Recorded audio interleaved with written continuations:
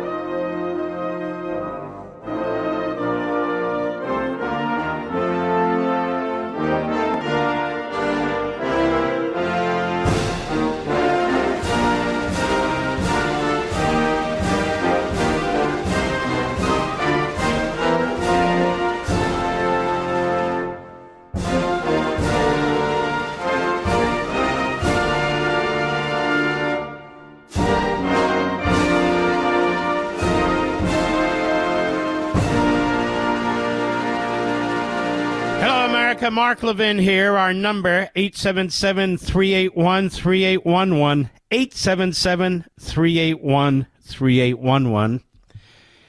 Another one of these shootings, but this is really, kind of shocking.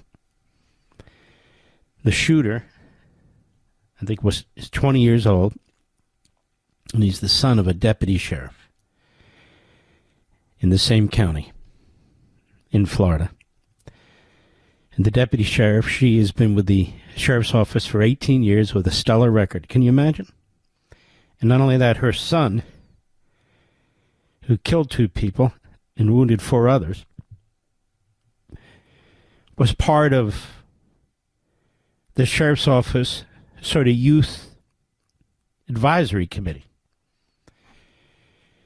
So a terrible thing. Florida State University in Tallahassee. Let's take a listen. This is Jason Trumbauer, Chief of Police, Florida State University in Tallahassee. This is the latest update. Cut 17, go. At approximately 11:50 a.m., Thursday, April 17th, a gunman opened fire on the main campus of Florida State University in Tallahassee, shooting multiple individuals in the vicinity of the Student Union building. FSU police responded immediately, engaged, neutralized, and apprehended the shooter. 2 victims are deceased, and 5 individuals have been transported to a local hospital with gunshot wounds.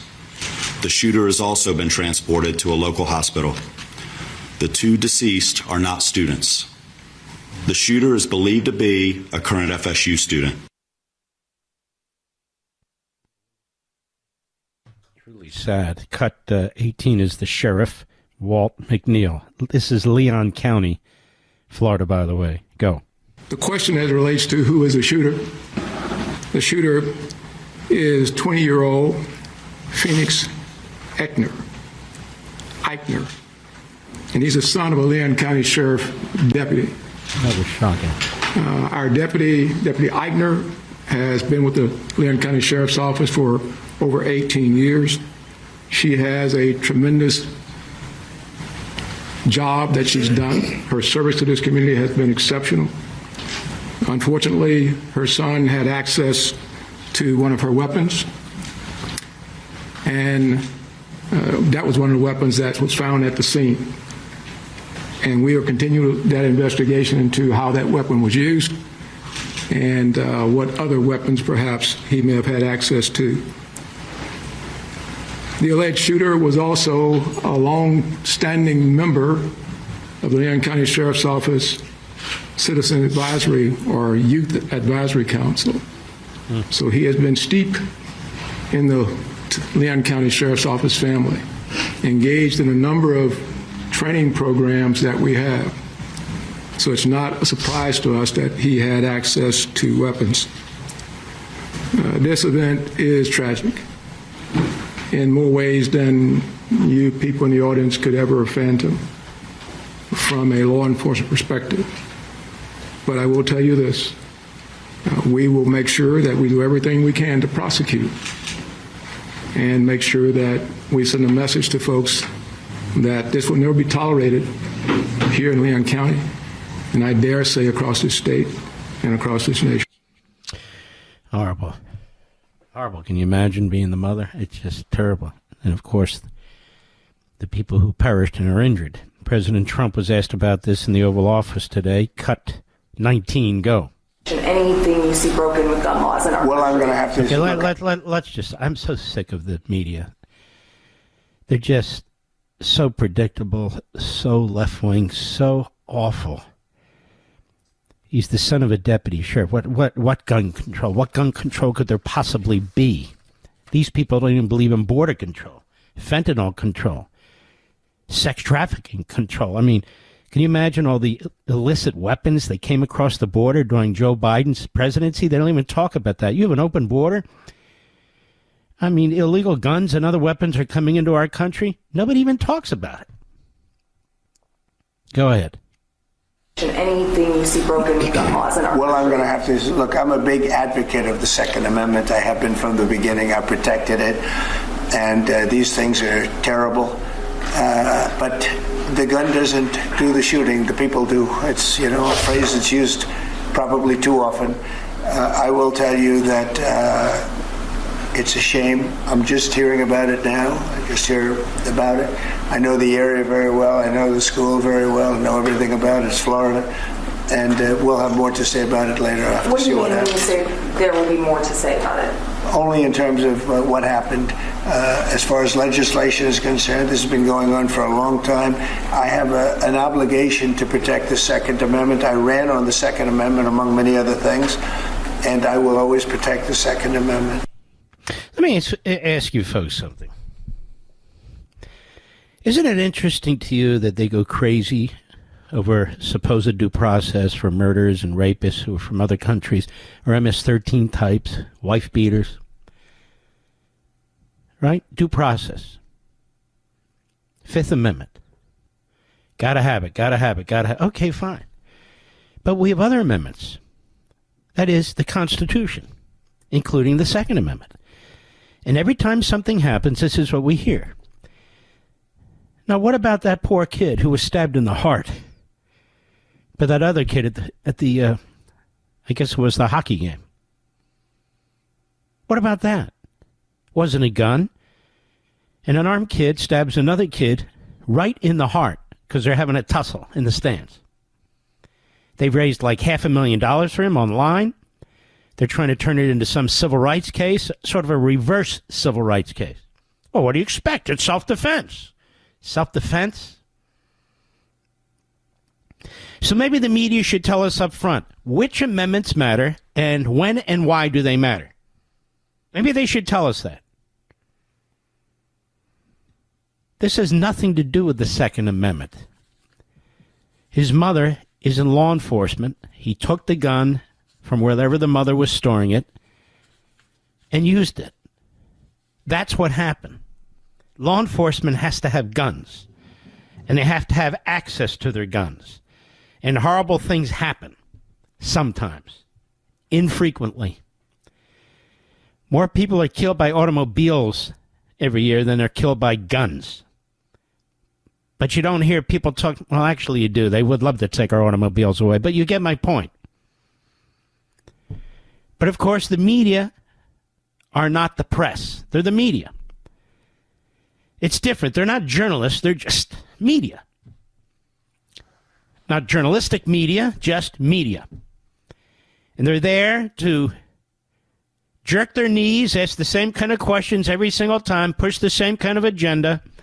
Do you know of a single reporter at CNN or MSNBC, CBS, NBC, or ABC, the New York Times, or the Washington Post, who dares to raise questions about this guy Garcia, who was deported to El Salvador, which is his country, which is his home?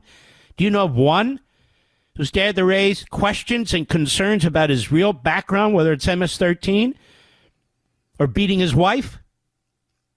And, of course, there doesn't need to be more than the fact that he's here illegally. And they want to make this massive case out of it. Even the Fourth Circuit, the 3-panel judges there. And I'm quite familiar with the Reagan appointee who's moved center-left over the decades. I'm quite familiar with him. He had a close vote out of the Senate. I think it was 52-48 or something like that. And one of the senators who opposed Wilkinson was Barry Goldwater back in the day. I'll be right back. Mark Levin.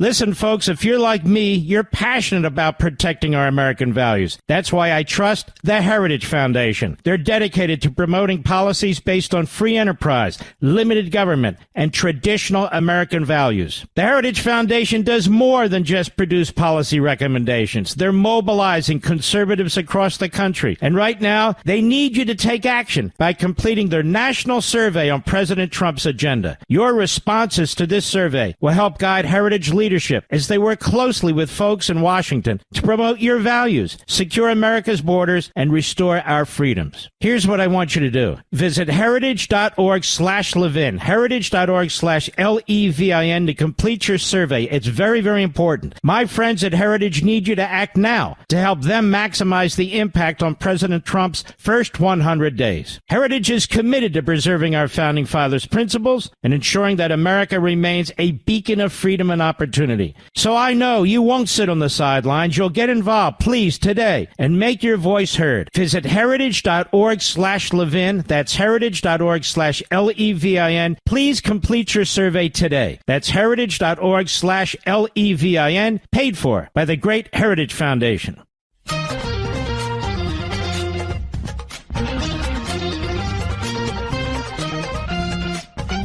We've talked about this, and I want to underscore it now. Okay, and it's this. I don't think we should just think about 9/11 on 9/11. I really don't. I don't think we should think about 9/11 just on 9/11. I think, of course, on the anniversary we should. But there are other times to think about it, too. Like today.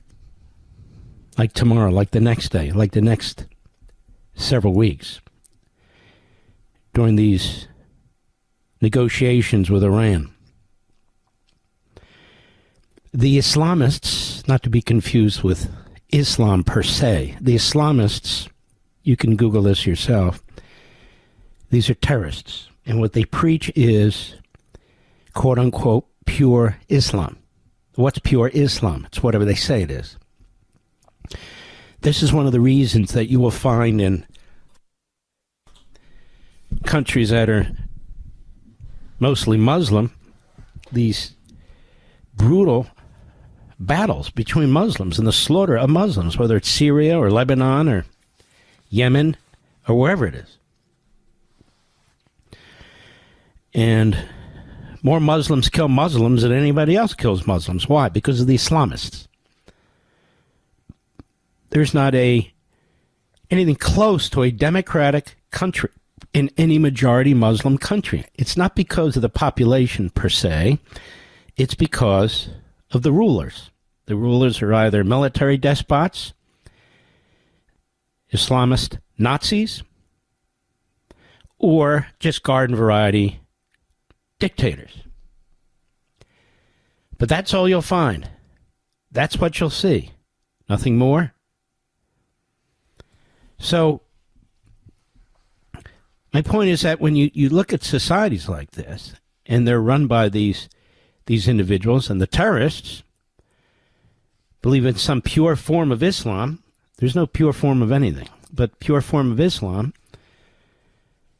And then when you understand that you're not dealing with, say, Marxists, where you can have mutually assured destruction as a threat, or fascists like Putin, again, mutually assured destruction, where you have missiles aimed at each other,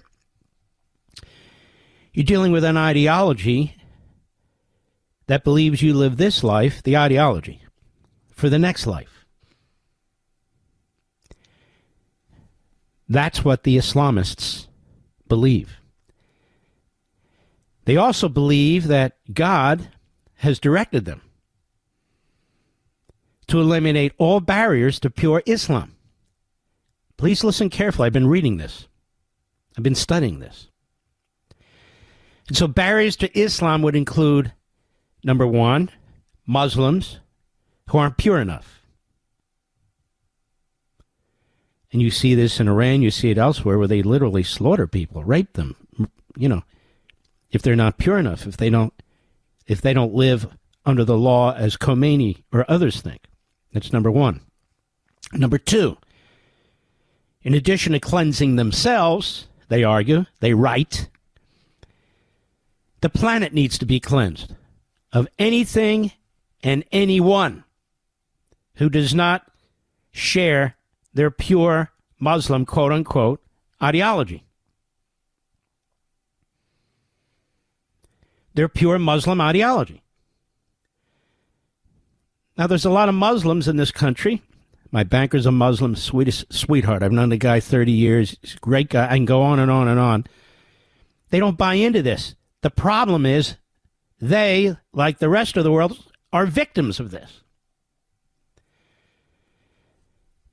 9/11, Osama bin Laden, he was an adherent to this ideology of pure Islam. The terrorists on 9/11 were adherents to that ideology. The Muslim Brotherhood was born out of this ideology, and from the Muslim Brotherhood spawned Hamas, Islamic Jihad, and on and on and on. Hezbollah's the same. So the same kinds of deterrents that work, maybe with the communists, maybe with the fascists, do not work with a purist ideology in which the next life is more important than the existing life.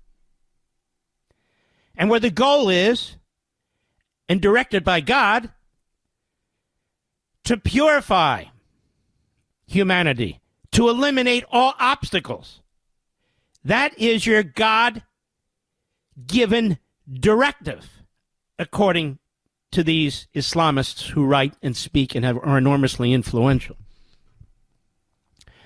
One by the name of Quadi, who wrote a book called Milestones. Our friend Zuhdi Jasser wrote about this in his book. And his book came out in 1964, and it's had enormous impact. He's not the first of the Islamists and the jihadis, but he's one of the most prominent. He's dead, of course. They killed him. But nonetheless, this is the problem with Iran having a nuclear weapon. It's not about Israel dragging us into a war. It's not about the Jews. It's not about the evangelical Christians. It's not about America. Some jackass, a Democrat billionaire who's become a Trump supporter Republican, puts out this video today. Did you see it, Mr. Producer, about the American empire? The Islamists talk about the American empire. The communist Chinese talk about the American empire. Our enemies talk about the American empire. And now we have these damnable fools in our midst talking about the American empire.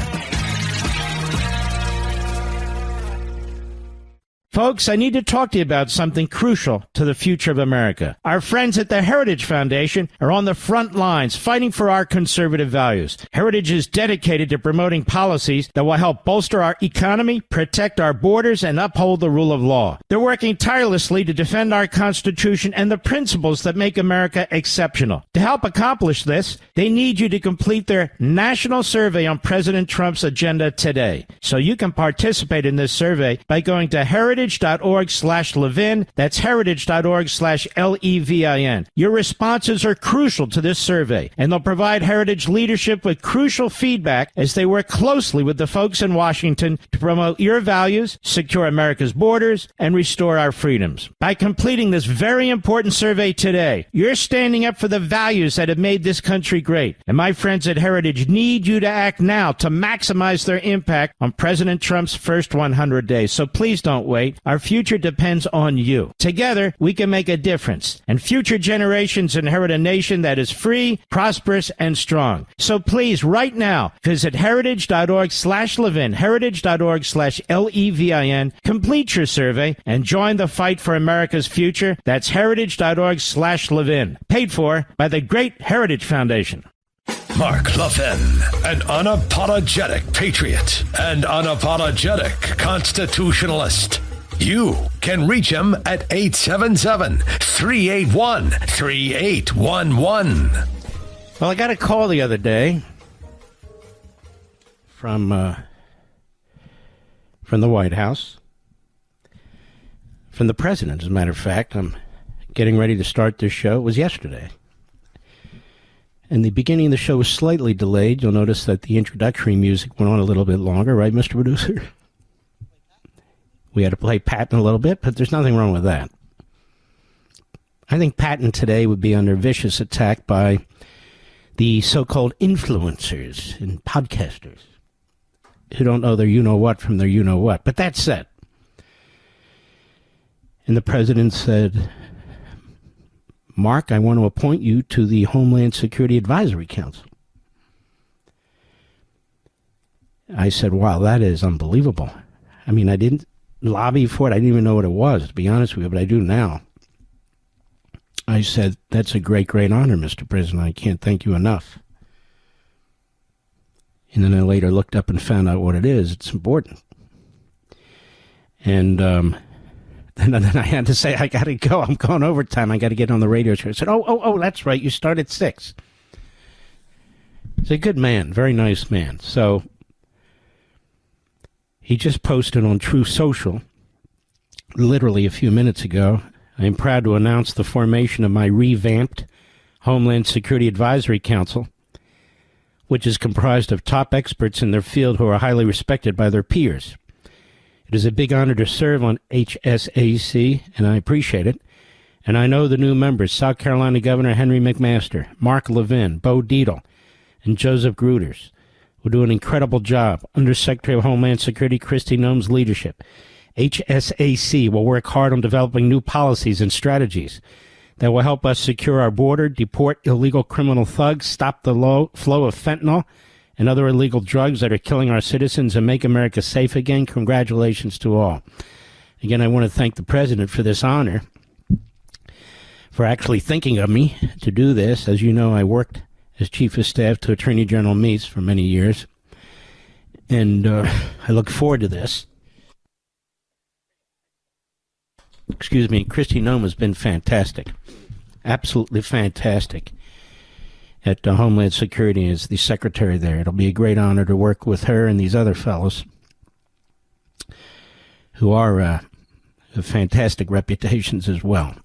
So, Homeland Security Advisory Council, I looked at it. There were a lot of libs on there before, Mr. Producer. No wonder we wanted to clean it up. Now there'll be us, I guess. And it's a great honor. As I say, he called and said, I want to appoint you. And I said, good. What a great honor. I certainly had no expectation, but that's wonderful. Look, it was either that or the Kennedy Center, Mr. Producer, you know. No, I'm just kidding. Kidding. Joke, kidding. Although, you know what? I can take my wife to the Kennedy Center now. There'll be some actual good entertainment there, you know? Actual, some good entertainment, not entertainment that always has some left-wing agenda or something. So I think that'll be very cool. And there is that. So this issue of Iran that I was just talking about, but I was talking about more than Iran, wasn't I? I was talking about this ideology of the Islamists. And this is something the isolationists and the pacifists and the appeasers, who dress up as America first, but really are America last when they're talking about the American empire, that is really a blasphemous statement about your own country. It's utterly un-American. And so when I saw this video, this guy from the West Coast, who I knew was a Democrat, became a Republican, was a billionaire, was very supportive of the president. Does this guy even know what the hell he's talking about? You're literally using the language of our enemies. Not just one enemy, all the enemies. We're not an empire. We don't conquer. We didn't conquer after World War II. That's not who we are. And when you talk about America that way, you're talking about Americans that way. You're talking about the greatest generation. You're talking about the men and the women who fought the Korean War, the Vietnam War, who fought in Afghanistan and Iraq, who have fought all over the world. You're more than disrespecting all of those people. You're condemning them. You're fighting for an empire? Who talks like this? And then they pretend they have a new thought, new thinking. What is that? Retrenchment. That's not new. It's as old as mankind. These are ideologues. And they're not even sure why they're ideologues. These are ideologues. You know, it's one thing, and it's important, to condemn the ruling class and the establishment for getting us into stupid wars, quote unquote. Our ruling class, our establishment, I have been at war with them since before many of these people knew how to speak the English language. They're much younger than I am. Or many of them were part of the ruling class and defending it. Reagan was not. Trump is not. I am not. They hate me. I don't even go to the Republican convention. Why? I'm probably more welcome at the Democrat convention. But they all show up. While they're whining about the establishment, they always show up.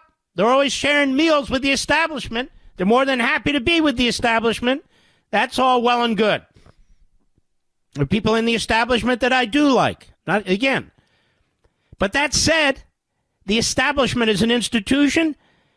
For 25 years, I've taken them on. I've written about them.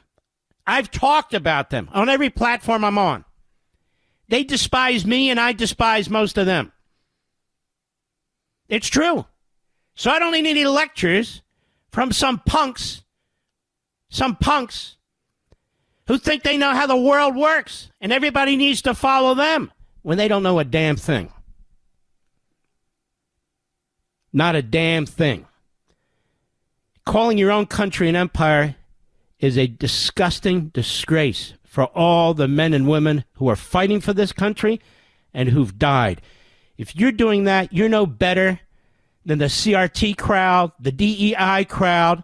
You're no better than the 1619 crowd trashing your own country, and illegitimately. As I said, it's one thing to talk about a ruling class for a period of time, or an establishment, or a president, a commander-in-chief. I got it. I'm with you.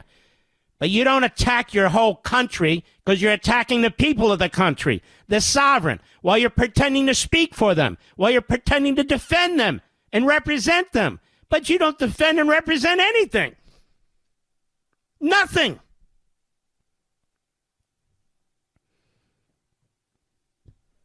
If the Iranians seek to get a nuclear weapon, and their mindset as I've said, because they have said it, you and I are supposed to just say, okay, that's all right. No big deal. Because this guy with a podcast, that guy with a blog, that guy with a subscription service, that guy who worked for the Quincy Institute with Soros and Koch, they tell us it's no big deal, don't worry about it. No big deal, don't worry about it. So put your whole country on the line, your kids on the line, your grandkids on the line, civilization on the line, to these 7th century throwbacks who've made it more than clear what they intend to do or want to do. And even if they don't use the nukes right away, they will blackmail, they will threaten, they will make sure that others have access to the nuclear weapons. It'll be utterly unmanageable. It'll be completely out of control. I'm not interested. I'm really not in what these people have to say. They're sloganeers. They use the same slogans over and over and over and over again, as if that's effective. Actually, that's a Marxist tactic, the repetition. Warmonger. Wow. You and me, we're the warmongers, not the Iranians. You and me. Oh, okay, excuse me. Drums of war. Oh, that was a tough one. Drums of war. 3 words, makes it much more complicated. The drums of war. So you're supposed to shut up. You're not supposed to actually see with your eyes, hear with your ears, see what they're writing, hear what they're saying. The Islamists, no. Put your head in the sand. Don't worry. The bloggers, the influencers, self-identified. They've assured us that if you actually see and hear what's going on, if you're actually concerned about it, if you remember 9/11, if you remember those 241 Marines in the Marine barracks, if you remember those 2 American embassies that they attacked, if you remember any of this, you're a warmonger. Maybe a neocon. Oh, okay. So that's the best they've got. Slogans. Like they're in 5th grade. Slogans. Never wars. Now, these people, many of them say they're people of the Bible. They're people of the Bible. Well, what does the Bible say about forever wars? What does it say? The Bible talks about good versus evil. The Bible talks about how it is a battle for in perpetuity. Because evil doesn't rest just because good says, hey, you know what, we've had enough, these forever wars. Doesn't work that way. The issue isn't forever wars or 45-second wars when the Enola Gay dropped its bomb on Hiroshima. The issue is what's right. The issue is to use right reason, your mind, to figure out what's taking place. It is not noble, it is not righteous to allow a country that keeps saying death to America, death to America, death to America, to develop a nuclear weapon and blackmail us and threaten us and perhaps and likely use it at some point. Those people who brought down those towers hit the Pentagon. They wanted to hit another building in Washington, either the White House or the Capitol, but our heroes took them down in central Pennsylvania. Again, I ask you this. Ask yourself. Be honest with yourself. Be honest with yourself. If they had a nuclear missile, a nuclear bomb of any kind, even a dirty bomb, you think they would have used it? You damn well better believe they would have used it. And they would have been happy to go to God in the mushroom cloud with everybody else. There is no mutual assured destruction strategy. It's just their destruction strategy. You listen to these people. If you take them seriously, you take them seriously at your own risk, the risk of your family, and the risk of your country. Again, it's one thing to condemn this excessive interventionism. It's one thing to condemn so-called long wars, never-ending wars, to criticize certain wars. Absolutely. But to condemn your own country as an empire. Everything we stand for. All the men and women who fight for it. Because none of them do. None of them do. You talk about chicken hawks. They're just chickens. None of them do. And we're supposed to put our lives and our future, and more than that, our kids and grandkids, their future, at the hands of people. Oh, we promised you. We promised. It's just the Israelis and the Jews are trying to drag us into a war. It's funny. What I read about the Islamists and what comes out of their mouths, of course they always talk about Israel, but they primarily talk about America and the West. America and the West. America and the West. The guy I was just telling you about, this guy, Kudit, he lived in the United States for a period of time. Not in Israel, in the United States. And that is what motivated him to write what he wrote about the West and the United States. And in that book I'm talking about, he doesn't even talk about Israel. He talks about the United States. On 9/11, did Israel have anything to do with some kind of provocation for them to attack us on 9/11? No, none whatsoever. None. They attacked us. Had nothing to do with Israel. Nothing to do with Jews. Israel. No, the United States they wanted to attack, and they hit us. And if they had a dirty bomb or chemical weapon or an atomic bomb of some kind, they would have used it. And the whole damn city of New York would have been flattened. Flattened. This isn't fear-mongering. Did we have 9/11 or not? And we always say, never again, we're going to learn from this. And yet we have these mental pipsqueaks who tell you they're blazing new trails. We've got a brand new ideology here. It's not new, it's old, and it sucks. It's born out of the 1930s and the 1940s. You're not new. You're not even close to new. You're old. And it's failed. I'll be right back. Mark Levin.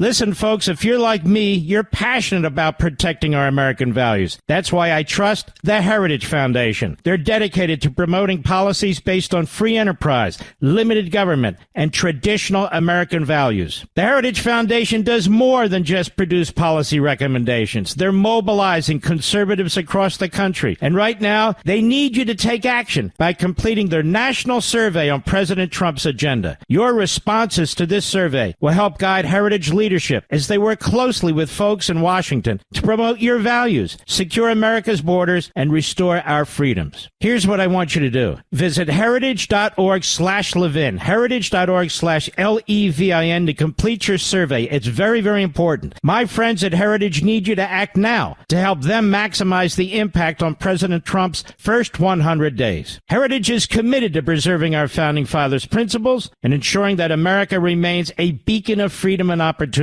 So I know you won't sit on the sidelines. You'll get involved, please, today, and make your voice heard. Visit heritage.org/Levin. That's heritage.org/Levin. Please complete your survey today. That's heritage.org/Levin, paid for by the Great Heritage Foundation.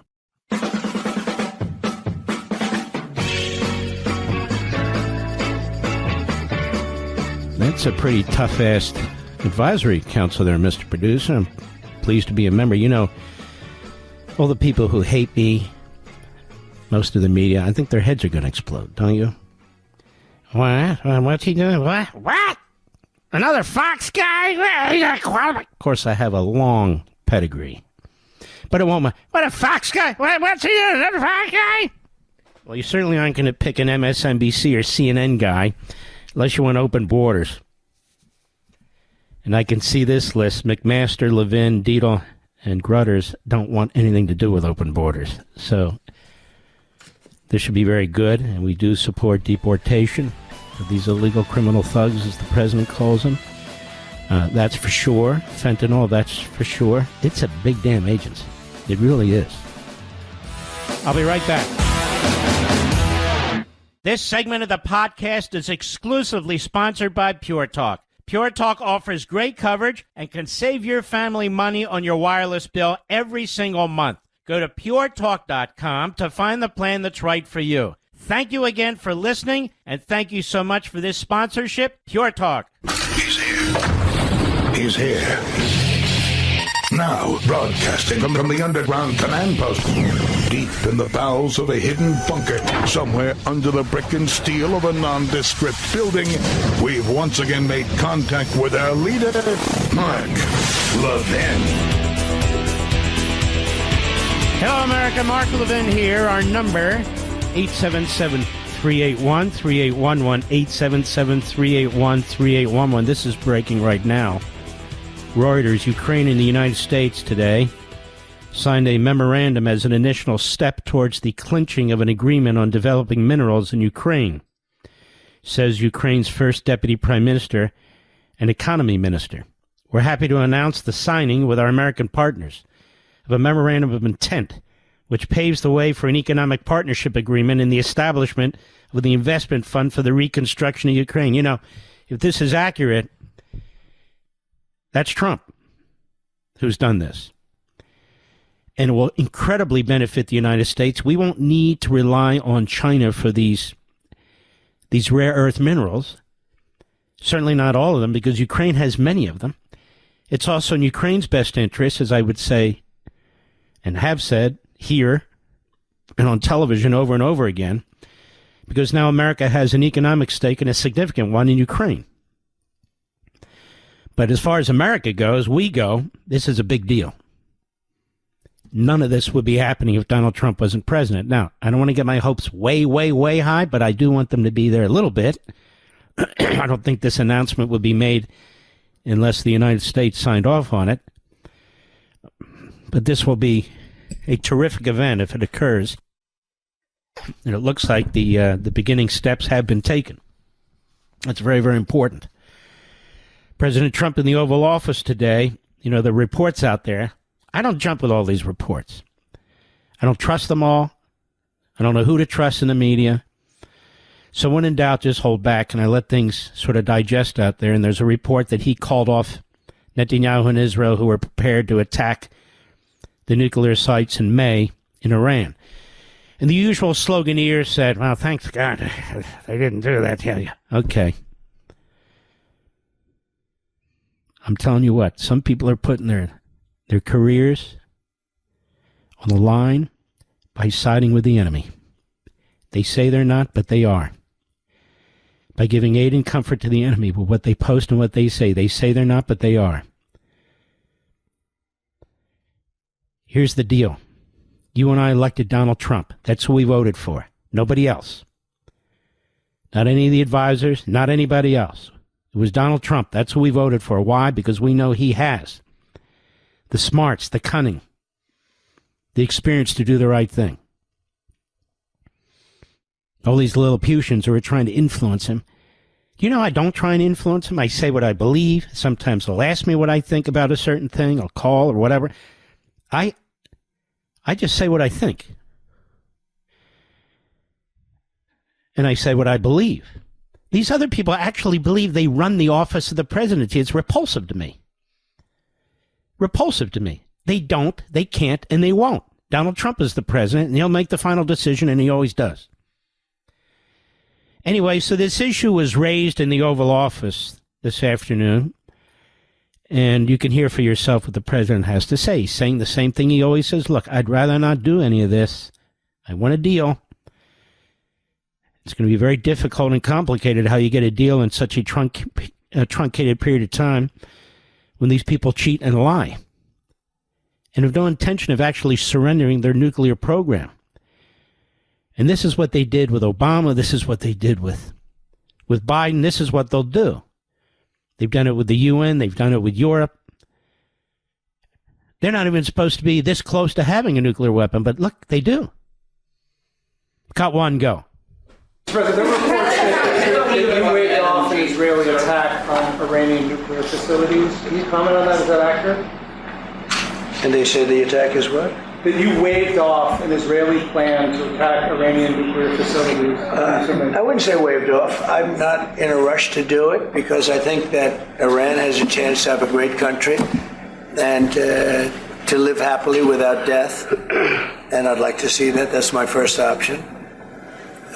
If there's a second option, I think it would be very bad for Iran. And I think Iran is wanting to talk. I hope they're wanting to talk. It's going to be very good for them if they do. And I'd like to see Iran thrive in the future, do fantastically well. I know the Iranian people, they're incredible people. Always have been very smart, very energetic, very successful people. And I don't want to do anything that's going to hurt anybody. I really don't. But Iran can't have a nuclear weapon. It's, pretty simple. It's really simple. We're not looking to take their industry. We're not looking to take their land. All we're saying is you can't have a nuclear weapon. The deal that was made with Obama, that deal would have expired already. It was a terrible deal. It would have expired. And that gave them a clear path to a nuclear weapon. I wouldn't have accepted. That's why I terminated the deal. Number one, it was way too short. When countries are involved, you don't make short-term deals. These are countries with long lives. And I terminated that. And it was a great termination because it didn't allow us to do anything. Once it terminated, you know what the deal was. It was a terrible deal. Really, one of many terrible deals made by the U.S. But no, I'd like to see Iran thrive. And they can do that, I think, very easily, or they can do it the other way, and the other way is not going to be good for them. It's going to be really bad for them. I'll tell you a little bit of an interesting story about that. Several years ago, when he got out of that deal, he signed a document stating that deal effectively was now null and void, that we were withdrawing from it. And he's right. If he hadn't done that, as of right now, they would have such a weapon, and they would have had it with the sanction of the United States, Europe, and the United Nations. So, unknown to me, invited a few of us. It sounds like I'm with him all the time. I'm almost never with him. I try not to bother the president. Other people are bothering him. I try not to do it. I really, it's not my place. And at his home in New Jersey, his golf club there, and he goes downstairs and he says, "Mark, come with me." And there's a group of people down there. And I think it was Sunday, and he's taping a video for Monday. He said, "You're going to like this."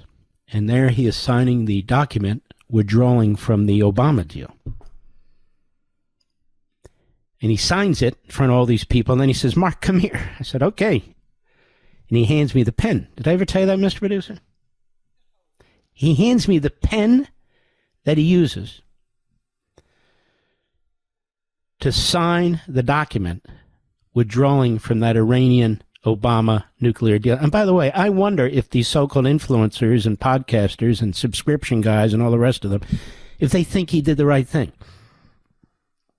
Do they? God, I'd love to debate one of these guys. I really would. Really. One of their big guys. And so that pen is framed. I handed it to my stepson because this is an area that he works on very hard. And it hangs on the wall. Hangs on the wall. And he was right to get out of that deal. I just wonder if these Lilliputians, these appeasers, these pacifists who talk about the American empire, I wonder if they agree with him, that he should have gotten out of that deal. Nobody ever presses them. Nobody ever presses them. Tammy Bruce, our dear friend, she's the State Department spokesperson for Rubio, at a briefing today. Cut 2. Go. Right. The bright red line is that Iran will not have a nuclear weapon. That is unacceptable. That's been President Trump's statement from the start. Now, one could ask if you need enriched uranium at 60% for a peaceful program. I'm not in those negotiations. I don't know what questions will be asked, but that is the bright red line.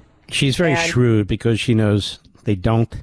And getting from 60 to 90%, which is nuclear grade uranium, literally takes a week to 10 days once you hit 60%. So the plateau, if you can get it to 60%, you can get it easily from 60 to 90%. And that's what people are concerned about now because they're well above 60%. They're well above 60%. And they're very close to 90%, and they can hit 90% really almost any time they want. They're trying to figure out whether to do that, whether Trump will hit them, drag us through prolonged negotiations. You know, they're trying to figure out how to handle this, as is the president. But Tammy Bruce is exactly right. The president's exactly right. I guess they're warmongers too, Mr. Producer. Any of you who believe Iran should not get a nuclear weapon, any of you who believe that it may come down to Israel taking out their nuclear sites with our backing, are obviously warmongers who want war. That's the logic of these people. That's their sloganeering. The drums of war. Drums of war?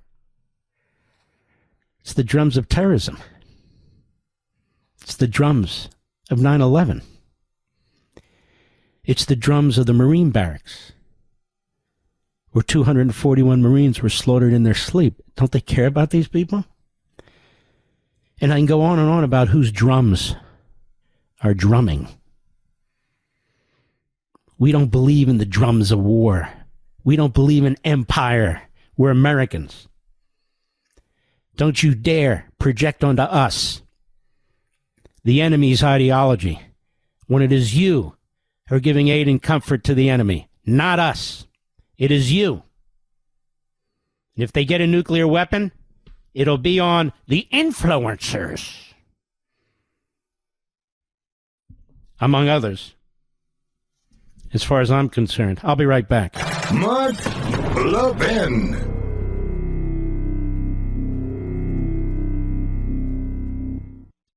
Don't get suckered into the same old free phone game by Big Wireless that comes with a lot of fine print, like requiring you to sign up for 4 lines plus activation fees, plus. And the end of the day, you've paid for that free phone 3 times over. Pure Talk is my sponsor, my wireless company. They have a much better offer. With a qualifying plan of just $35 a month, you can get a brand new Samsung Galaxy A26 for free. Now, this phone is virtually indestructible. Gorilla Glass captures beautiful wide-angle photos with next-generation camera lenses. All you need to do is switch to Pure Talk. For just $35 a month, you get unlimited talk, text, 15 gigs of data, more than you'll ever need, with mobile hotspot, all on one of America's most dependable 5G networks. Go to puretalk.com/Levin to make the switch. Again, that's puretalk.com/LEVIN to claim your free Samsung Galaxy with qualifying plan when you switch to Pure Talk. Wireless by Americans for Americans.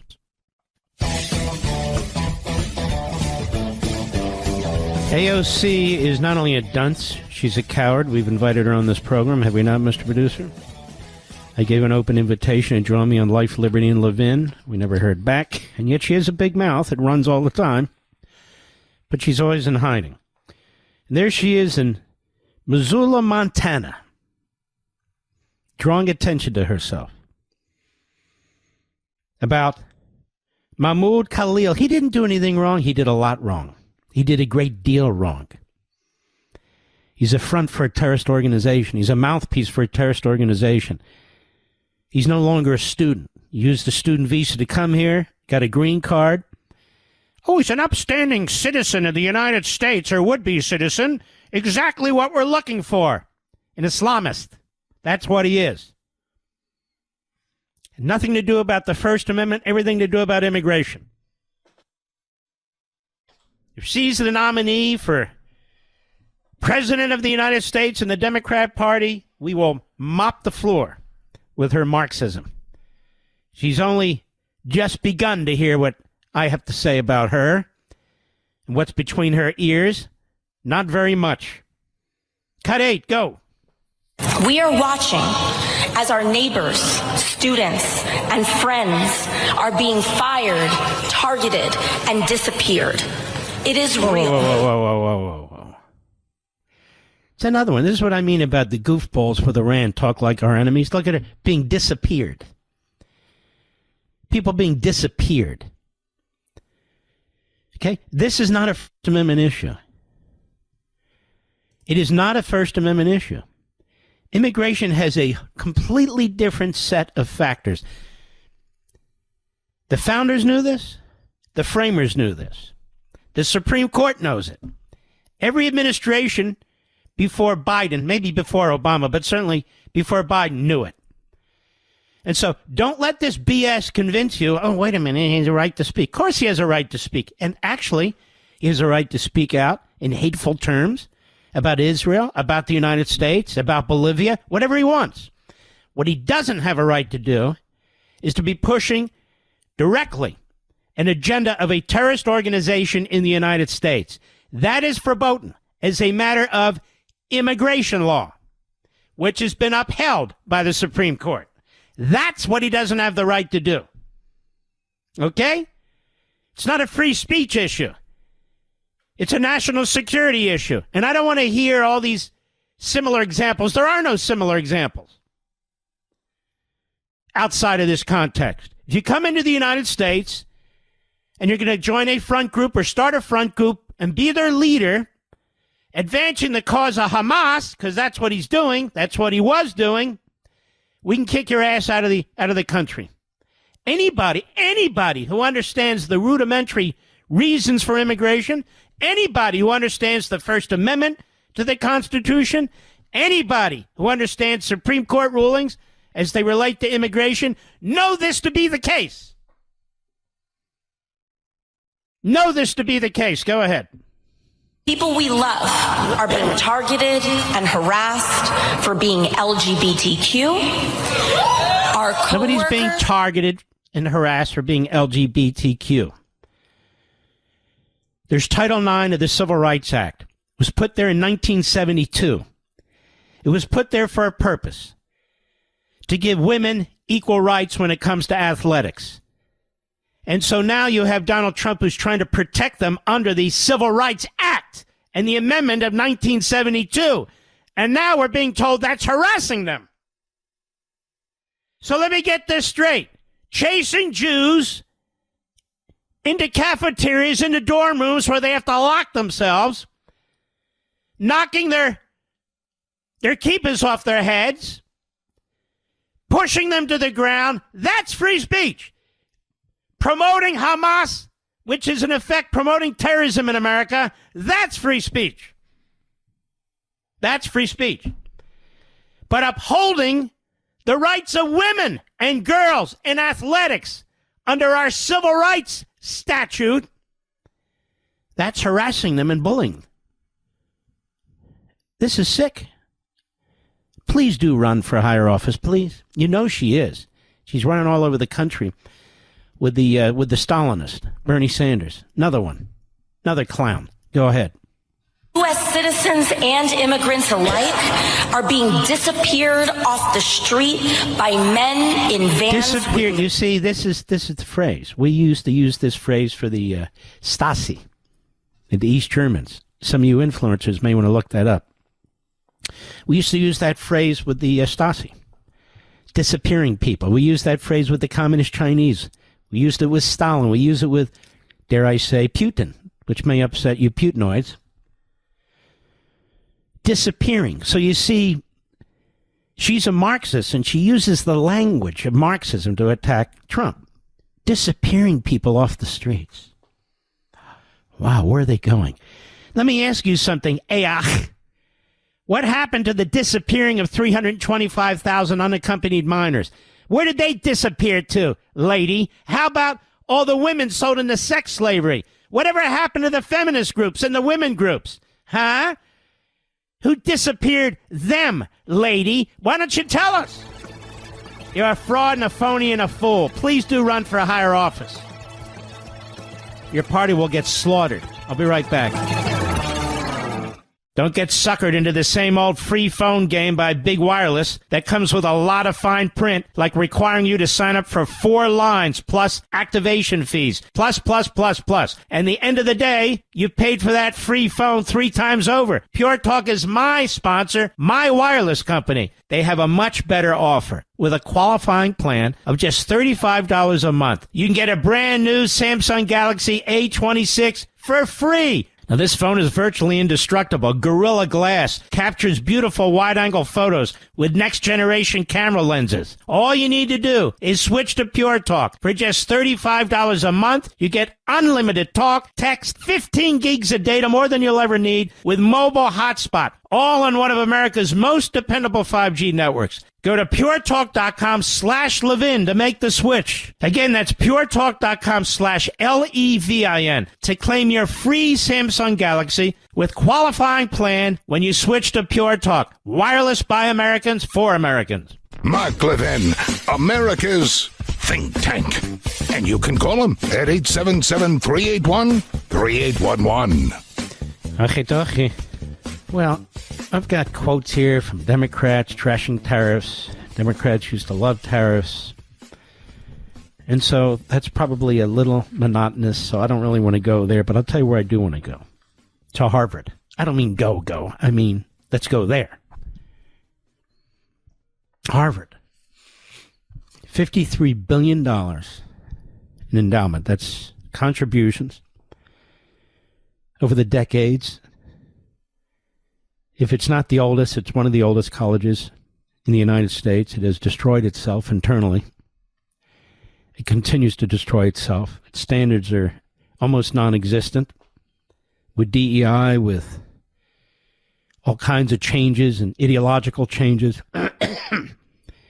No longer a straight focus on education, scholarship, intellectual diversity, that sort of thing. It's a mess. It's run now by Claire Shipman. She's the acting... Claire Shipman used to be an ABC News reporter, as I recall. Her husband is the little fella. George Stephanopoulos, the dwarfite. May I say dwarfite, Mr. Producer? May I make up a word? Mr. Producer won't even comment on that. He's very nervous. Dwarfite. And she's running the place now, and she's, hey, look, we're not going to be bullied here. If we want to promote anti-Semitism, well, by God, that's what we're going to do. And if we want racist discrimination called DEI, well, by God, that's what we're going to do. Screw a colorblind society and screw the Jews. What do we care? Now, she would say, I would never say such things. But you're doing such things. You're doing such things. If you are an anti-Semite or a racist, Harvard is the place for you. It is. It's the place for you. Go, enjoy. Look at this, Mommy, Daddy, I got into Harvard. Oh! It's not what it used to be. You gonna frame that letter and put it on your wall? Now, one day, it'll be viewed as racists and anti-Semites are viewed from so many other parts of our society today. But there's Senator Ed Markey. Ed Markey was a radical left-wing kook, an American Marxist. He spent a lifetime in the House until he's spending a lifetime in the Senate. He does a bad imitation of a Kennedy. Ed Markey. That's right. They're extorting Harvard. No, nobody's extorting Harvard. You don't get any money. You're going to push this crap. You don't do enough to stop it. You don't have a God-given right to $2.2 billion in taxpayer dollars. Let me ask you folks something. The vast majority of you don't have kids or grandkids that have gone to Harvard, do you? The vast majority of you didn't even go to college, let alone a 4-year college and graduate. Some of you did. Most of you didn't go to Harvard. This isn't about jealousy or anything like that. My point is simple. Why do the American people have to subsidize Harvard that's sitting on $53 billion in tax-exempt monies? What about the hospitals and the research? What about them? Spend some of your $53 billion. What are you hoarding it for? What are you saving it for? So Donald Trump has said, no more $2.2 billion, and we're going to withdraw your tax status. Why? For the very reason the gentleman said, the lawyer who I've had on these airwaves and on Fox, who's now very popular, who's been litigating, for the very reason he said. Bob Jones was a school, I believe it was in North Carolina, where they opposed and taught against interracial marriage. And so they lost their tax-exempt status. And so if you're a university that either looks the other way or doesn't do enough to stamp out anti-Semitism, violating the civil rights of Jewish people, well, then you lose your tax-exempt status, too. Now, I know the anti-Semites out there, no, can't do that. But I said, then go to Harvard. You're going to love it there. You can march together. You can chant River to the Sea together. Yeah, you'll have a blast. You can burn the American flag, burn the Star of David. You can do all that. Yeah, you'll have a blast. Go to Harvard. That's okay. Here's Ed Markey on the Constipated News Network, CNN today. Cut 13. Go. Universities should be following Harvard's lead. Other law firms should be following Wilma Hale's That's right. They lead. should put racism and push anti-Semitism. Follow Harvard's lead. Harvard was no better, by the way, in the late 20s and 30s with the rise of Nazism and Hitler. I've explained that, too. They had open arms for Nazi professors. Oh, yeah. Oh, yeah. It's been written about. The influencers and the podcasters out there are going to love this. Oh, yeah. I'm surprised they're not praising Harvard. I really am. I mean, you've got this sort of fusion, as I said, between Marxism and Islamism, and you've got this fusion between the isolationist, pacifist appeasers of the enemy and the Marxists and the Islamists. They talk the same way. American empire. Anyway, go ahead. They should stand up and fight because otherwise... Stand up and fight what? For racism and anti-Semitism? So you and I should give them $2.2 billion in tax-exempt status? Look, folks, this is my point. We would never subsidize the Klan. We would never subsidize people who support the Confederacy and their institutions. And I'll be damned if we should be subsidizing Harvard, which is promoting, in their own perverse, radical left Marxist way, the same thing. You want to have free speech? Have free speech. I don't have to pay for it. Neither do you. If you want to come into this country, follow the immigration laws. If you're going to be a front or a mouthpiece or be promoting a terrorist organization, you're out of here. That's not free speech. You're gone. There's plenty of people in this country who hate Israel. We call them Democrats, the vast majority of them. We call them members of the media. Oh, yeah. Nobody's stopping them from speaking or talking. Nobody. Go ahead. Is actually doing is running an extortion racket across this nation. Oh, it's an extortion racket to tell somebody they don't get federal funding because they're promoting anti-Semitism and DEI. That's an extortion racket. Dumb bastard. Excuse my French. Shouldn't use the word dumb on this guy. Yeah. We've got a lot more. I'll be right back. Mark Levin.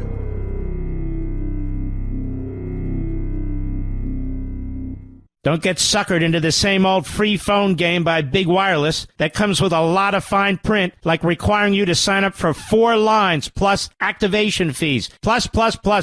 And the end of the day, you've paid for that free phone 3 times over. Pure Talk is my sponsor, my wireless company. They have a much better offer. With a qualifying plan of just $35 a month, you can get a brand new Samsung Galaxy A26 for free. Now, this phone is virtually indestructible. Gorilla Glass captures beautiful wide-angle photos with next-generation camera lenses. All you need to do is switch to Pure Talk. For just $35 a month, you get unlimited talk, text, 15 gigs of data, more than you'll ever need, with mobile hotspot, all on one of America's most dependable 5G networks. Go to puretalk.com/Levin to make the switch. Again, that's puretalk.com/LEVIN to claim your free Samsung Galaxy with qualifying plan when you switch to Pure Talk. Wireless by Americans for Americans.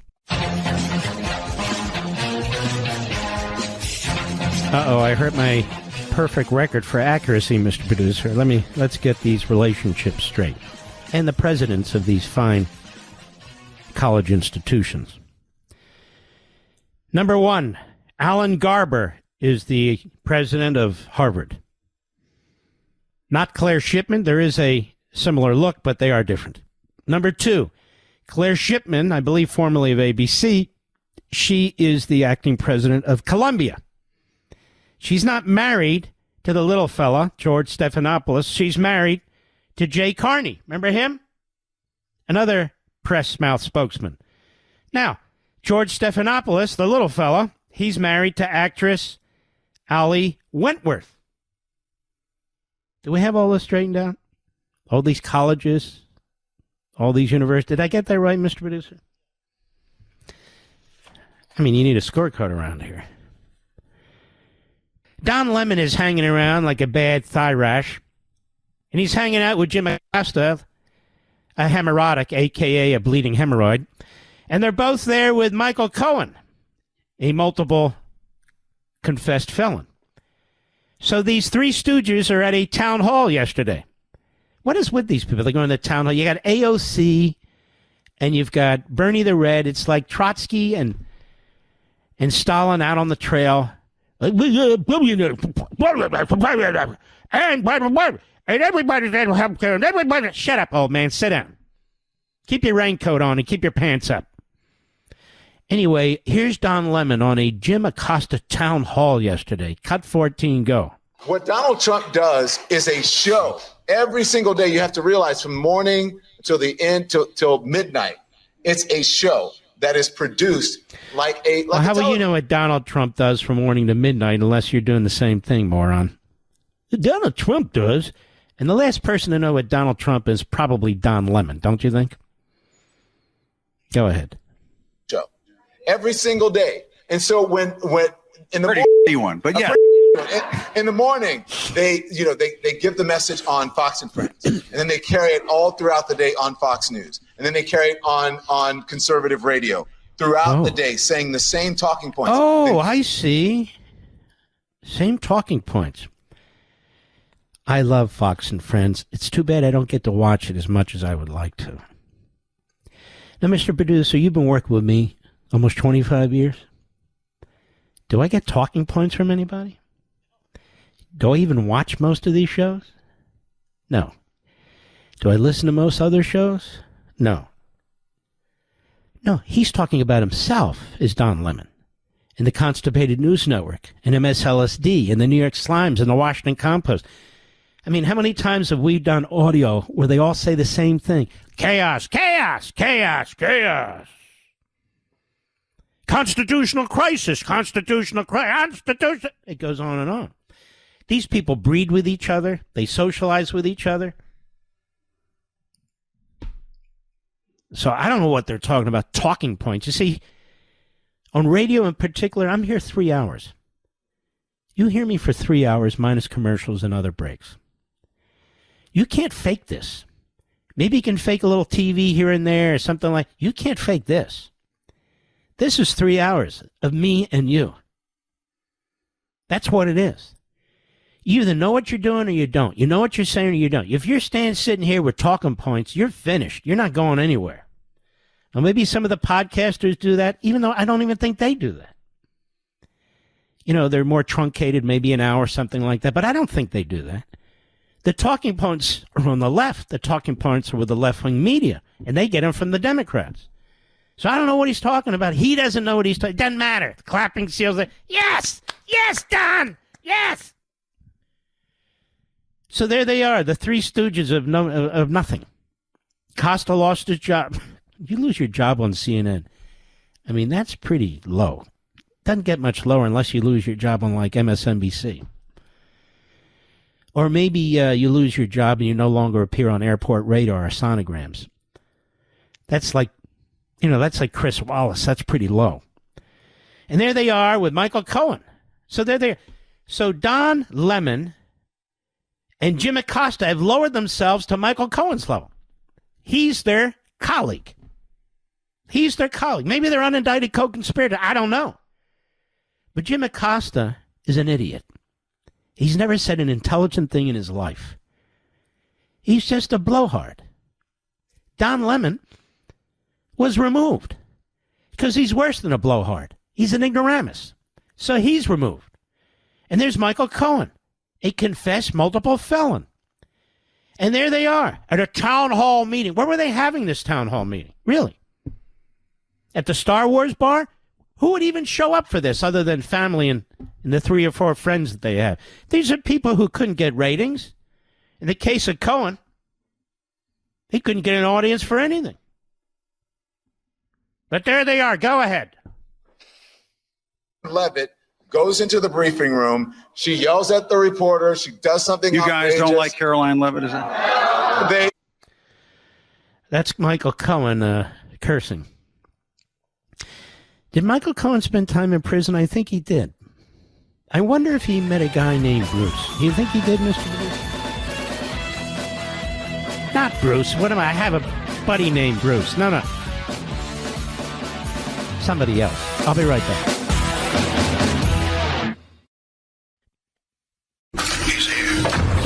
He's here. Now, broadcasting from the underground command post, deep in the bowels of a hidden bunker, somewhere under the brick and steel of a nondescript building, we've once again made contact with our leader, Mark Levin. Hello, America. Mark Levin here. Our number, 877-381-3811, 877-381-3811. I hope you're doing well. We're having a good time here. We're pounding away. We're doing what we were born to do. United States Supreme Court, USA Today. Supreme Court will weigh in on Trump plan to restrict birthright citizenship. Now, I would tell the justices, there's absolutely no basis for birthright citizenship in the 14th Amendment, in the history of the 14th Amendment, or anything of the kind. Now, you know you have a decision at the end of the 1800s that you folks on the Supreme Court issued involving legal aliens. You are not tied to that decision, obviously. People say stare decisis, a.k.a. precedent. No, you're not tied to that. You have broken that before. But nowhere is there any precedent for illegal alien children being citizens of the United States. Now, I know this is going to be hard for Hollywood John. I know it's going to be hard for Barrett, who's now the New York Times favorite justice, and that's what she wanted. She's sort of the Harry Blackman, despite her vote in Dobbs. So maybe what you'll have to do is say something like, just to get your majority, from this day forward, when you issue your ruling, there is no such thing as birthright citizenship from this day forward. In other words, you'll grandfather in everybody who's come before. Now, I don't like this, America, but I'm trying to figure out a way to go forward where we can put an end to this sham. It's a sham. It's a sham. So either you're a constitutionalist or you're not, and you're not supposed to be making policy on the Supreme Court. You're being asked to put an end to this under the Constitution. I'm sure even the boys over there at the National Review agree with me on this, but maybe not. Who knows where they stand anymore? I'm just telling you where I stand. There was no basis for it when they first ruled on it at the end of the 1800s. I know why they did it, to reverse the racism coming out of the Congress against Chinese Americans and Chinese immigrants more than anything else, which was horrendous. But they didn't have to do what they did in order to direct that the racism violates the Constitution, the Equal Protection Clause under the 14th Amendment applied to the states. There's many things this court could have done over the years that it hasn't done. The court said it will hear oral arguments on May 15. It's the first challenge to the new administration's policies that the justices have taken up for public discussion. President said today, I'm so happy. I think the case has been so misunderstood. You know, Trump really is smart. He really is smart. The administration has asked the court to scale back the nationwide actions that judges in Maryland, Massachusetts, Washington issued to pause Trump's order limiting birthright citizenship, and so forth and so on. Again, I want to remind you folks of something. I did this a couple of nights ago, but it was pretty heavy and a lot at one time as I thought about it. During the debates in Philadelphia, the Constitutional Convention, Madison's notes that were released 50 years later, as he promised he would wait,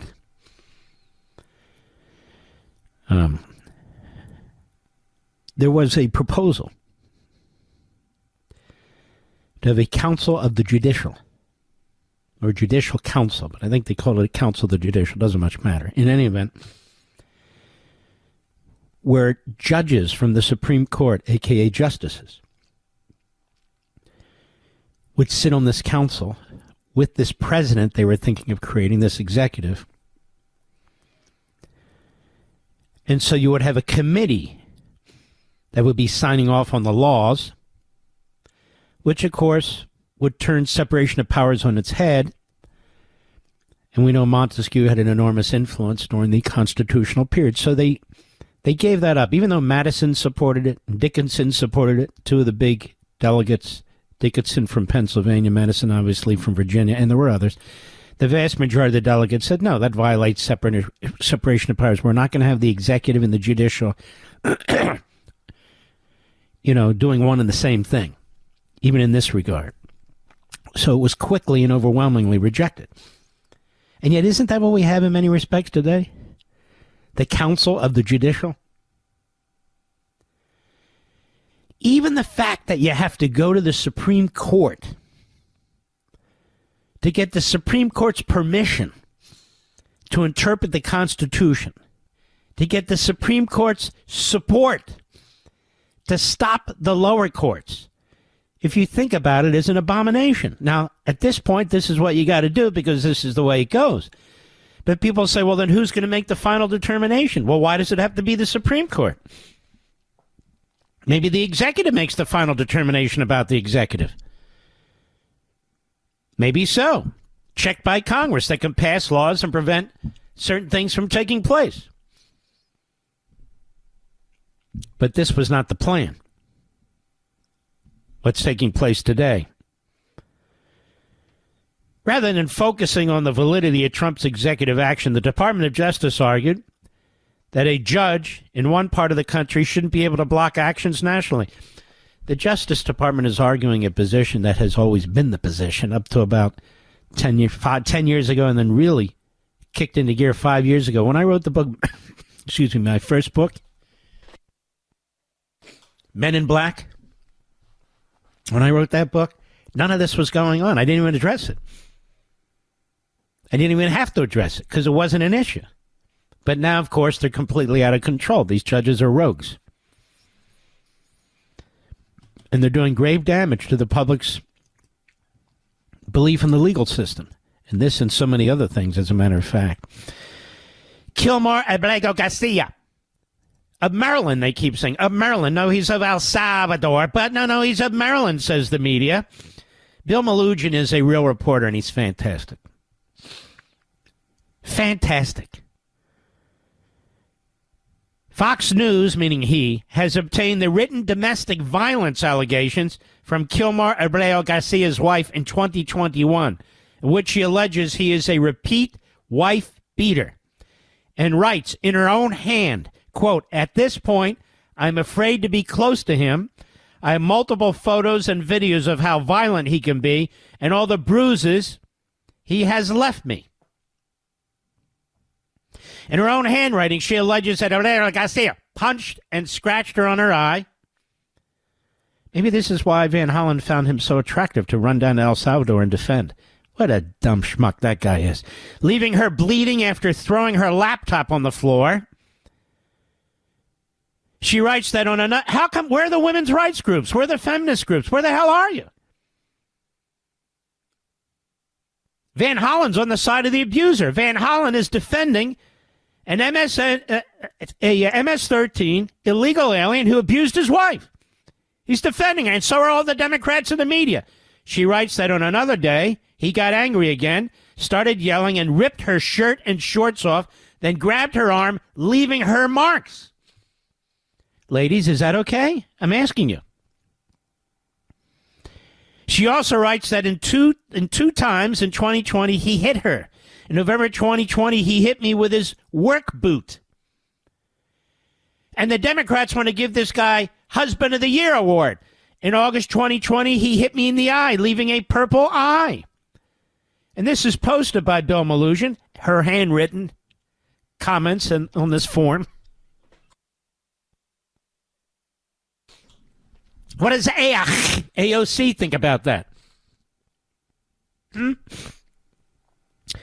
But they're disappearing him. They're not disappearing him. They sent him to a prison in El Salvador. He is a El Salvadorian, if I may say so. An El Salvadorian. He's the Salvadorian. El Salvadorian. Did you know that, Mr. Producer? El in Spanish means the. Did you know that? Anyway, he's the Salvadorian. There he is, El Salvadorian. Well, you can't do that. You're disappearing him, says the genius, AOC. You know, I never would have met AOC in her prior life as a bartender. I have no problem with bartenders. I never would have met her because I don't drink. The only thing I drink is when my wife gets a glass of wine, please take a sip, and I take a sip, and that's about it. That's about it. Diet Cokes, pretty much, which, of course, will kill you, but nonetheless, I drink them, but I drink water, too, now. Water. So I never would have met the lovely Each in her prior life. I never would have met Bernie Sanders in his prior life as a Stalinist member of the Stalinist kibbutz in Israel, as a happy new husband, partying down on his honeymoon in Moscow. My paths never would have crossed with these people. Would yours, Mr. Producer?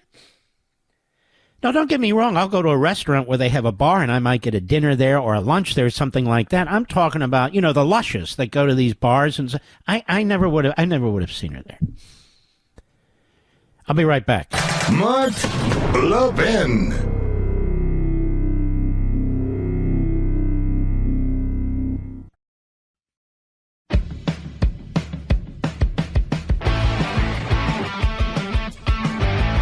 Democrats called to impeach Donald Trump for sending the wife beater back to El Salvador in their prison.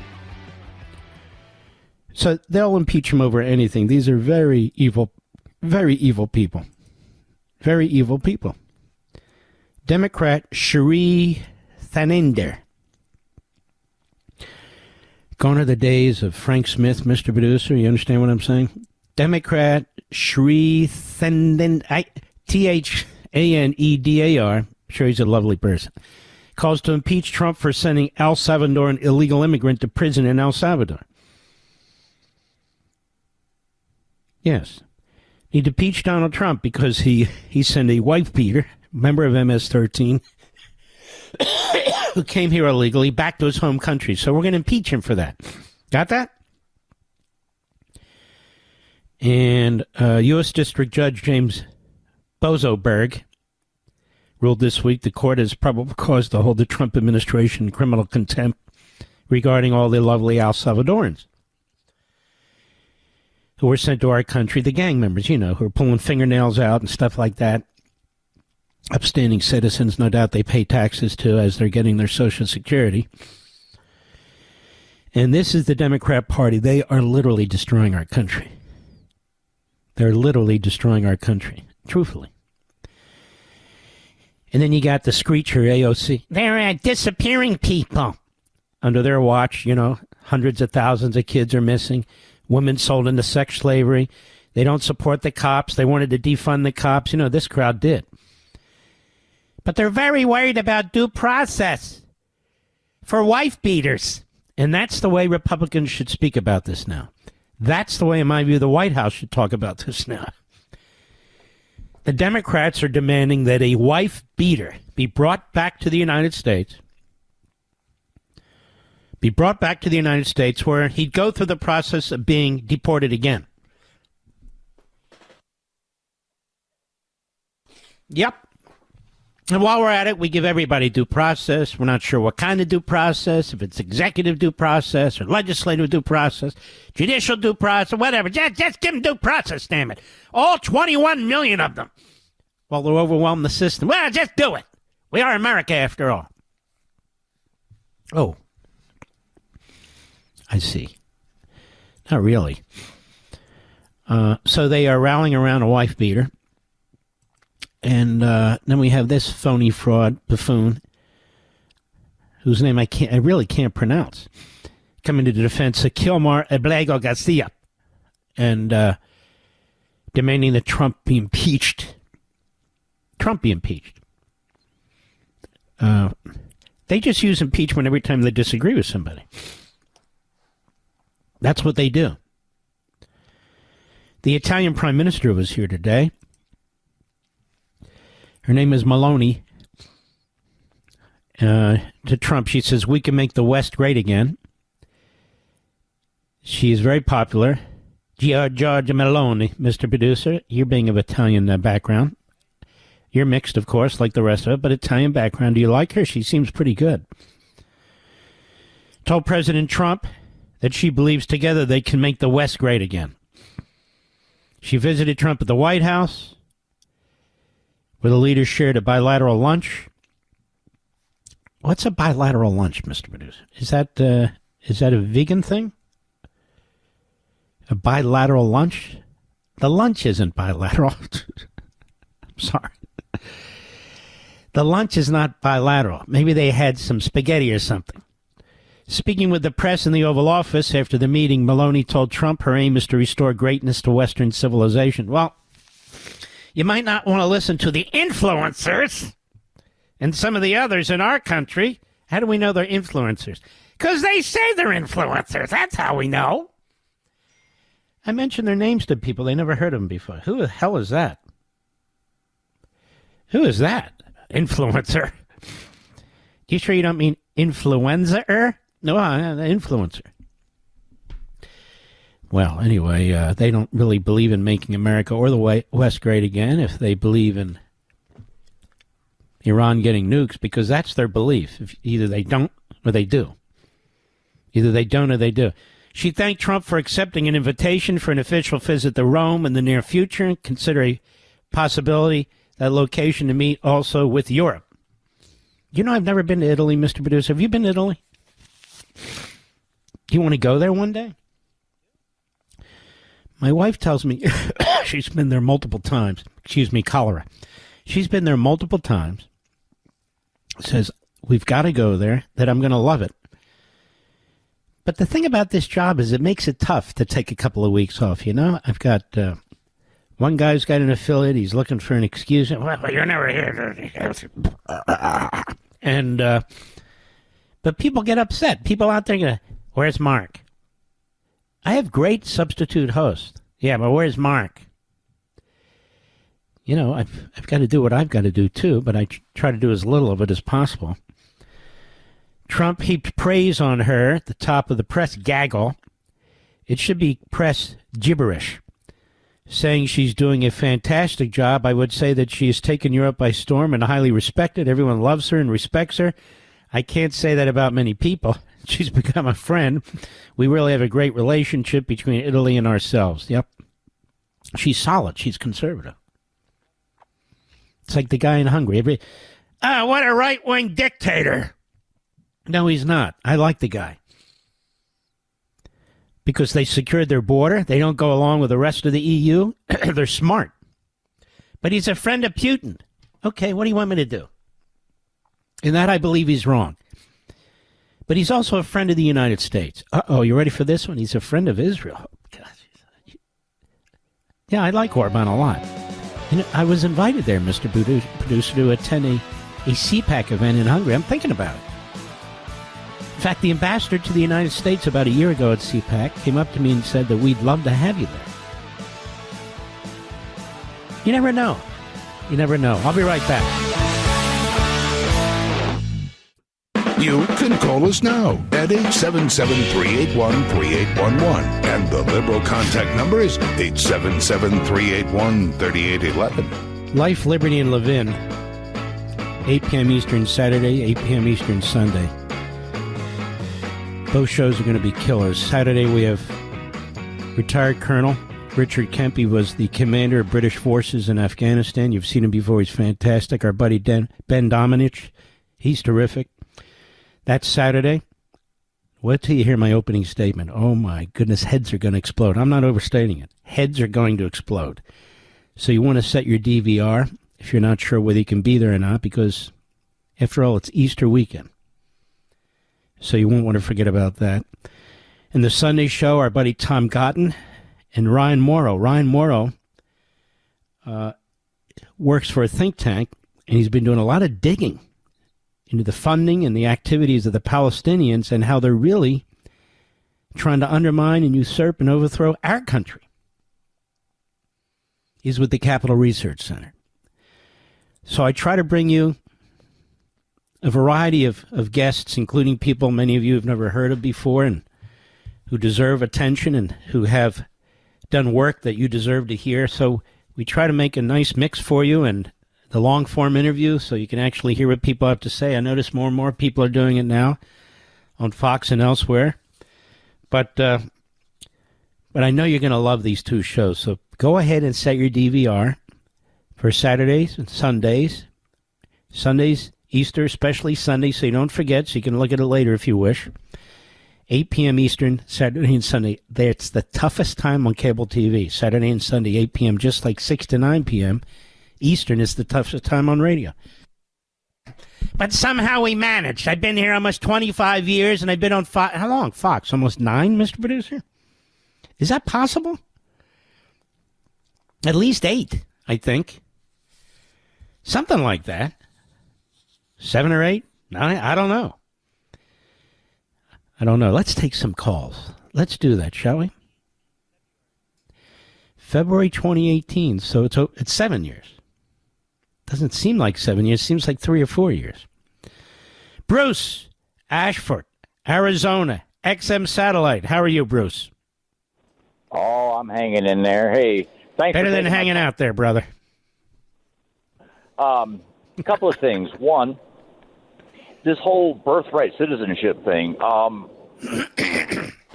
Does that mean if I and my wife move into your house and I have a kid there, that means I own your house?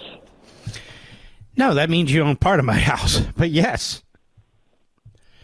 And look how bizarre it is. If you're a diplomat and you come to the United States and you're pregnant and you have your baby here, they're considered still the citizen of the country from where the diplomat's from, where the parent is. But if you're an illegal immigrant, you crawl aboard the border, you violate our laws, and you have a kid here, they tell you, oh, they're an American citizen. They don't even make any sense. Doesn't make any sense. You can get citizenship. No, it doesn't make any sense. And I'm not counting on the Supreme Court doing the right thing. Actually, this is a black and white case that is cut and dry. And I just think some of these justices are so politicized, particularly Roberts and Barrett. Now, I just don't see them doing the right thing. As I said, I gave them an idea just now. Grandfather in those who are here now, but make it clear that from this date forward, no, there is no birthright citizenship, especially for illegal aliens. Go ahead. Anyway, I think we should make the countries that they came from pay for their deportation fees. Why should we pay for it? Okay, well, there's a lot of great ideas bouncing around out there. I think the goal is to get them out, period. And if you're asking them to pay fees, they're not going to take them. So that becomes a problem, I think. All right, my friend, thank you for your call. Let's continue. Susan, Finger Lakes, New York, on the Mark Levin app. How are you? Mark, you started the show out tonight with some real great information that, first of all, you were saying like how 9/11, that catastrophic day where 3,000 of our citizens were, killed by these Islamics, that this Islamists, yeah. Day acknowledgement. And then you went on to say how you are now going to be part of Trump's administration to an advisory committee. That's part of the administration 100%, but it's an advisory committee, not a full-time job. But that's correct on Homeland Security. Correct. Yes, but I didn't ask for it. He called me and just asked me if I would do it. With a few, I said, absolutely. If you're asking me, Mr. President, it'd be a tremendous honor. And I don't intend to play games. I intend to be as useful, as positive in advancing his agenda and the Secretary's agenda. She's a fantastic Secretary, Chrissy Noem, as possible, and implement what they want us to implement. Well, I know for one, I'm going to sleep better tonight knowing that you're part of this conversation. Aren't you sweet? And that as someone who experienced living in, and actually my office was 2 blocks away from the World Trade Center. I wasn't there that day. But, I'm a baby boomer, so I never heard, when this happened, it was like, this could never happen on our soil. And then all about Sharia law. Can you imagine these Islamist purists having a nuclear weapon? I mean, am I the only one in this country that thinks at all costs we have to prevent that?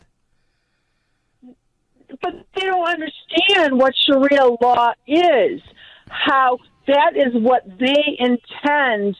They are hell-bent on and bringing that to us. When I first heard it, after that happened... You're obviously not an online influencer, are you, Susan? Well, no, but we didn't even have online hardly then. So people don't understand that this is something that these people want to... They are hell-bent. All right, listen to me. You got to watch Saturday's show in my opening. These fools, the online influencers, and these other people who say we can manage Iran with a nuclear weapon, or we can come up with some arrangement or something like that, are going to be very unhappy with me, and their heads are going to explode. And I can't wait. I am ready. I'm ready for the challenge. I've had enough of this stuff. I've had enough. There's too much at stake. Humanity's at stake. The country's at stake for these sloganeering ideologues to have their way. It's too much at stake. Susan, thank you, and God bless you, my friend. I always hear it said, and I'm speaking to you, my beloved audience. I'm very blessed to have you with me all these years. About these influencers. If you have to say you're an influencer, you're not an influencer. You know what I mean, Mr. Producer? I do what I do. We get involved in races. We get involved in primaries. We get involved in stuff. We have an enormous impact, you and I. And we've been doing this a long time. Legislation in Congress and so forth. You got people, podcasters, others. They seem to think they run the world. They don't run a damn thing. We're just here under the radar doing what we do for the cause, because I'm an activist. Probably the first activist syndicated conservative radio show host in America. Rush would have told you he's not an activist. He supports activism, but he's a professional. And let me tell you, we miss Rush, because Rush and I would be standing together on this. We miss Rush a ton. He would tell you the same thing. I mean, he was so pro-Israel. He may have been more pro-Israel than I am, if that's possible. But he knew Iran. He wanted nothing to do with Iran. He didn't want them to get nukes. He would be an extraordinarily powerful voice right now, which we miss a lot when it comes to this issue. He wouldn't be sitting on the fence. That's the other thing that's annoying me. We've got conservative radio talk show hosts. We have conservative TV talk show hosts. They're so scared of the influencers. They won't open their big mouths to join me in this battle. Some do. There's a handful. I don't need them, but it just shows you. I mean, this is existential stuff. You hear that word all the time, but it is what it is. I want you to keep those images of 9/11 in your head and remember who did it. I want you to keep the images of all the cheering and celebration and the handing out of the candy in the Middle East that took place after those towers went down, after the Pentagon was hit, after those heroes went down in central Pennsylvania. I want you to remember. I want you to remember what I've told you about their ideology. And if they could have used an atomic bomb or a dirty bomb or chemical weapons or biological weapons on that day, they would have. And if they can use them tomorrow, they will. And if they don't use them as a nation state in the case of Iran, they will use them to threaten us. They will use them to give to other people to attack us like they do with the Israelis. This is unmanageable once this gets out of the box. It's unmanageable. Period. Let's continue, shall we? Kalispell, Montana. Lance, KJJR, how are you? Good evening, sir. Good evening. So the other night we had Comrade Sanders and another overreaching congressperson up here in my backyard. Yes. And I had the choice of either making the hour and a half drive down to listen to their psychobabble or spend a couple extra hours at work smashing my thumb. And after hearing some of the commentary that's coming out of the people that were brave enough to go, I think I made the less painful of the two decisions. Yeah, probably did. And I just have a quick comment for Comrade Sanders and AOC. As Jack Nicholson said in As Good as It Gets, so crazy someplace else. We're all stocked up here. Mm-hmm. Well said. Well said, Montana. Appreciate it. I got to run. I apologize. I got deadlines. But call again. Great call from Lance there. I'll be right back. Mark Levin.